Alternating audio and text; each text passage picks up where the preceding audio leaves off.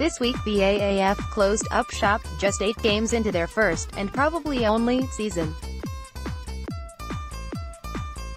Shortly afterward, they made sure to let the NFL know that their players are free from any contracts and are able to sign with NFL teams immediately. A full 10-game season and playoffs would have offered a larger spotlight for many of these players, but even in 8 games, there were a few who stood out and earned them another look from NFL teams. A few of those players were once Raiders, and not only do they deserve another shot, the Raiders would be smart to bring them onto their off-season rosters to compete for a spot on their 2019 rosters. Ed DeMontre Moore spent 2 games with the Raiders last season.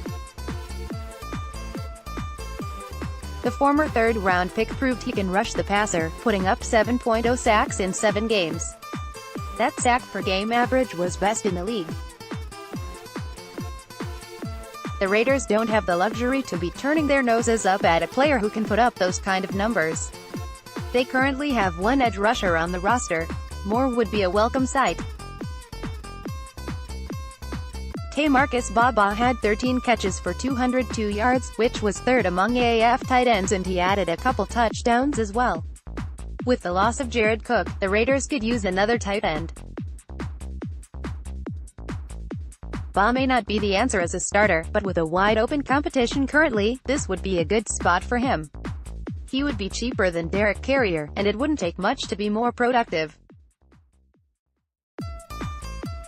QB Garrett Gilbert, the AAF's leading passer in its short lifespan, Gilbert proved he has the potential to be a solid NFL backup at very least. Currently the Raiders have a full house at quarterback, but you can't tell me Gilbert wouldn't give Nathan Peterman a run for his money. No one was banging down the doors of Mike Glennon or Landry Jones either.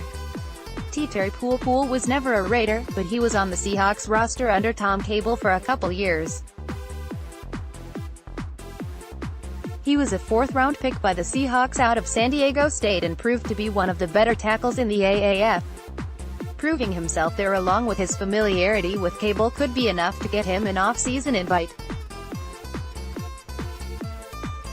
Ryan Cummings never suited up for the Raiders, whether in the off-season or otherwise. But he deserves a shot.